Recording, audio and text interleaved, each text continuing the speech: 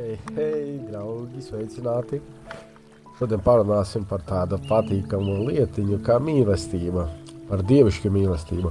Ko es varu jums teikt, ir pienākuši tāda informācija, ka mums ar steigu visiem vajag obligāti aktivizēt sirdīs dievišķo mīlestību, atvērt savas sirsniņas vārļās, atdzirdēt savas dvēselītes, iemācīties mīlēt ar nesautīgu tieši mīlestību.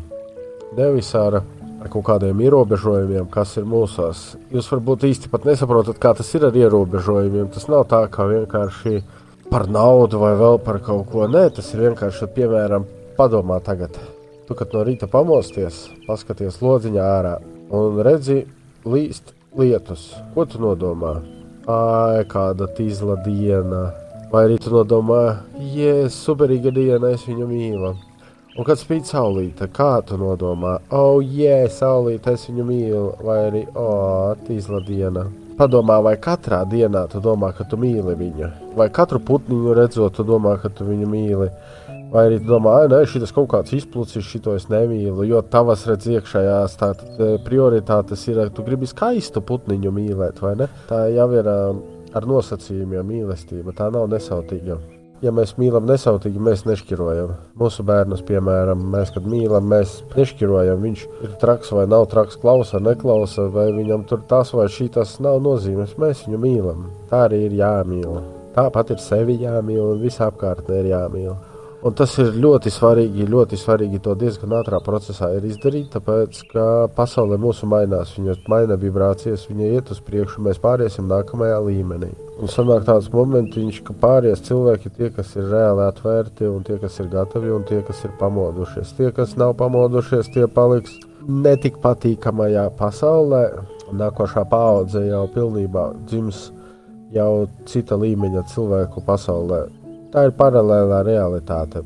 Būs gan šī vecā tipa pasaule, kurā daļa paliks. Būs arī jaunā tipa pasaule, kura būs pārgājuši, kur mēs pāriesim, un arī dzims jaunā paudze. Viņi jau dzims tur, un tad jau viņi arī dzīvojot tajā visā vidē, un visur viņi tajās līmeņos arī paliks. Tā ka, draugi, pēdējais laiks saņemties, atvērties, sadzirdēt savu sirsniņu, savu dvēselīti, aktivizēt mīlestību sevi iekšā un vispār sev apkārt. Kas ir jādara, draugi? Parakņājieties, lūdzu, savās sirsniņās. Paskatieties, varbūt ir kaut kādas traumas, kaut kas ir, kaut kādi pāri darījumi, kad jūs kāds ir aizskāris. Es domāju, ir tādas lietas. Kad kāds ir nodevis, pāri nodarījis, nevajag neko atstāt maliņā. Katrs sīkums ir jāatrisina, katra lietiņa sirsniņai ir jāpalaiž brīvībā. Tas visam ir jāplaukst un jābūt kā puķu dobītei, kā paradīzei kaut kādai, saprotat? Nevajag to tā atstāt. Nevienu sīkumiņu neatstājiet maliņā. Strādājiet, domājiet, risinat, pieņemat, mīlat, darbojieties, lūdzu, draugi. Ja ir vajadzība, droši rakstat, varam pakomunicēt, palīdzēšu ar kaut kādu padomu, ar ieteikumu, ar jebko, kā vien varēšu. Tāpēc jau mēs arī esam šeit, lai palīdzētu, lai iet uz priekšu kopā, lai darītu šo pasauli labāku, vai ne? Otra lieta – sava apkārtējā vide, draugi. Arī tas ir ļoti svarīgi. Skatieties, kas jums ir mājās, kaut kādas vecas, nevajadzīgas lietas, varbūt sāplīsušas, vai vēl tur saziņkas, vai vēl saziņkas. Tas, kas jums nepatīk, kas jūs kaitina mazliet, no visa tā atsakaties. Jūs nevarēsiet pāriet uz nākamo līmeni ar tām kaitinošajām sajūtām, ar to, ka tas viss kaut kas jums būs apkārt, kas jūs trācinās, kas jūs besīs. Tad, kad jūs no tā, jo ātrāk jūs no tā atteiksieties, jo ātrāk būs, jo vieglāk būs pāriet nākamajā līmenī un atbrīvot to savu sirdi. Katrs sīkums mājās, nezinu, jums pat krūze stāv uz galda un viņi jums nepatīk, tad metat viņu tārā.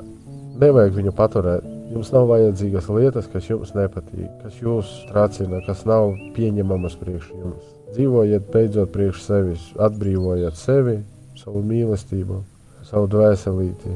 Būs savu meditāciju ierunātā par mīlestības aktivizēšanu, dievišķās mīlestības aktivizēšanu sevi. Taisīsim jums ar mīlestību, nesautīgu mīlestību.